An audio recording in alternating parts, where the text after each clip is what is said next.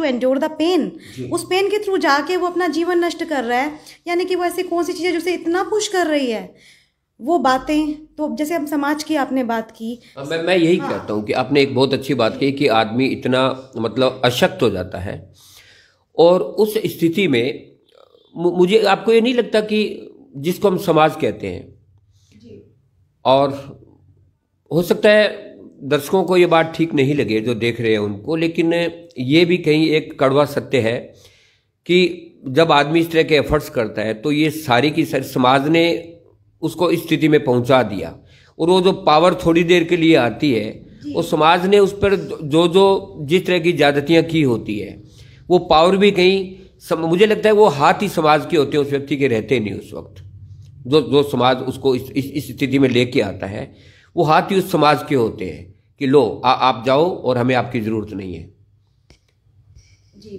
समाज के हाथ की अगर आप अपनी बात करते हैं तो एक होता है कि एक मतलब बिल्कुल मैटेरियलाइज्ड फॉर्म में जो समाज है, एक होता है एब्स्ट्रैक्ट जो कि समाज की आइडियोलॉजी है, जो कि समाज की डिजाइनिंग है, जो कि समाज की कंडीशनिंग और कोडिंग है।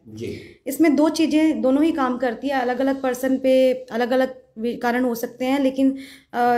जो हम देख सकते हैं कि वो ये दो चीज़ें ज़्यादा उस पर असर डालती है। एक तो उसकी खुद का व्यक्तित्व जो कि समाज ने ही डिज़ाइन किया है बचपन से, उसको कहा गया है कि बनना है कुछ, समाज में कुछ करके दिखाना है, समाज के लायक बनना है, ये परिभाषाएं हैं और इन पे खरा उतरना है। मतलब आप कह रहे हो कि समाज एक फ्रेम बनाता है,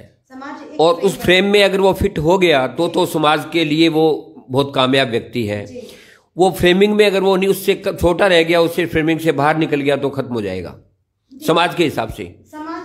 कि वो व्यक्ति कामयाब नहीं है। जी, आप सही कह रहे हैं। समाज का जो फ्रेमवर्क है, अब जो मटेरियल की मैं बात कर रही थी उसमें वो आपने जैसे कहा कि बातें, समाज की वो शब्द, तो ये तो बिल्कुल दिख गया कि ये तो बिल्कुल हमें दिख जाता है, और ये केसेस तो ठीक है, इसमें हमें दिख जाता है कि उस पर्सन ने उसे इतना बुरा बोला था जो कि उसको बहुत लग गया था, और इसलिए उसने ऐसा कदम उठा लिया। ये ठीक है, ये है। अब जैसे इसमें भी समाज की बचपन वाली कोडिंग है सर। वो उस टाइम उसका इंसेंटिव कह सकते हैं, इंसेंटिव नहीं, आई विल से कि उसमें पुश या फिर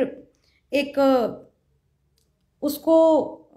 एकदम से वो उस टाइम जैसे हम बेकिंग सोडा डाल देते हैं ना, तो चने जल्दी उबल जाते हैं, तो वो उसने काम किया है उत्प्रेरक का उस टाइम। वो पर्सन की एक डायलॉग इतना क्या हावी हो गया कि उस पर्सन ने, वो डायलॉग तो जस्ट उसका एक कारण बन गया, अदरवाइज बचपन से उसकी जो व्यक्तित्व है वो समाज में है। या पेरेंट्स के हम अगर नरिशमेंट की बात करें तो आज इतना busy and hard and fast और हेक्टिक लाइफस्टाइल है कि पेरेंट्स भी कहीं ना कहीं बच्चे को डरा देते हैं कि वो आ जाएगा, तो बचपन से वो कमज़ोर भी दिल भी हो जाता है। या बचपन से जैसे समाज की जो परिभाषाएं हैं वो उसके ऊपर खरा उतरना चाहता है। तो ये मटेरियल जो मैं तो उसका डायलॉग की बात कर रही हूँ कि जो दिख रहा है, बट एब्स्ट्रैक्ट जो है वो फ्रेमवर्क है। वो एब्स्ट्रैक्ट क्या है कि समाज की लेबलिंग।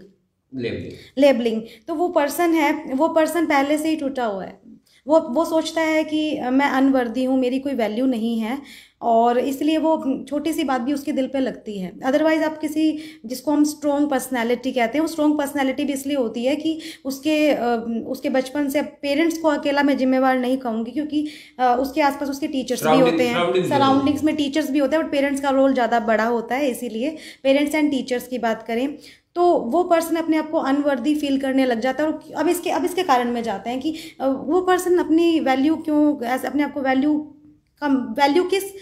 किन डेफिनेशंस और किन परिमापों पे वो अपने आप को आंक रहा है। वो परिमाप देखिए सर, क्योंकि वो परिमाप और वो परिभाषाएं समाज ही देता है। वो परिमाप, वो जो परिभाषाएं हैं उन पे वो अपने आप को पूरा खरा नहीं उतार पा रहा है, और इसलिए वो अनवर्दी फील करता है। बल्कि मनुष्य अपने आप में ही इम्पोर्टेंट है अगर हम सिर्फ मानव को देखें, लेकिन हम आजकल मनुष्य को देख ही नहीं रहे हैं। आसपास समाज में क्या देखा जा रहा है कि उसके पास कितना पैसा है। कोई भी पर्सन किसी भी पर्सन के सामने आता है तो सबसे पहले वो उसमें क्या देखेगा, वो ये नहीं देखेगा कि ये एक इंसान है और चलो इससे बात की जाए, नहीं, वो पहले देखेगा कि इसका क्या स्टेटस है, क्या इसका पद है, जेंडर भी देख लेगा, लड़का है कि लड़की है, क्लास क्या है, किस कास्ट का है, किस कम्युनिटी से आया है, फिर उसके बाद उसको उस तरह से डील करेगा। फिर उस पहले ये सब जो कल्चरल एस्पेक्ट्स हैं, मैं ऐसे नहीं कह रही कल्चरल एस्पेक्ट्स के कोई मायने नहीं होते हैं, इनके भी मायने होते हैं, बट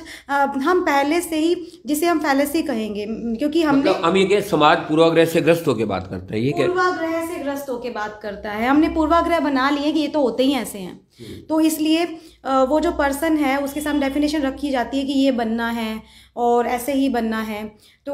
वो पर्सन अपने आप को अनवर्दी फील करने लग जाता है। 2 एग्जांपल मैं दूंगी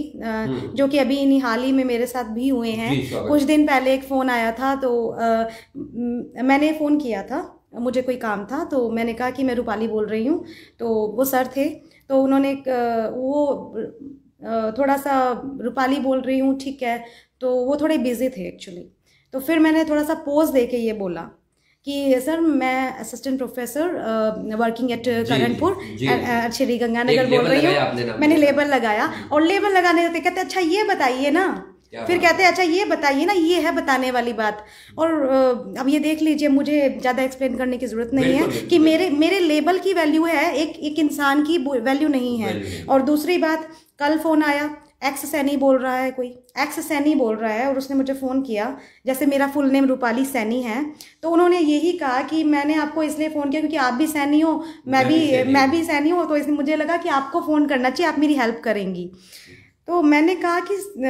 सर इसमें हेल्प मतलब आप मुझे कह दो कि मुझे ये काम है और मैं आपकी हेल्प करूंगी, इसमें सैनी का क्या है। मतलब यहाँ पे बात वहीं आती है, हम देखते हैं कि समाज कौन सा है, हमारे समाज को हम मतलब ओवरऑल हमारा पर्सपेक्टिव देखो। समाज ने अपने खांचे बना रखे हैं, कॉस्मोपॉलिटन आउटलुक कहीं ख़त्म हो गया है, या फिर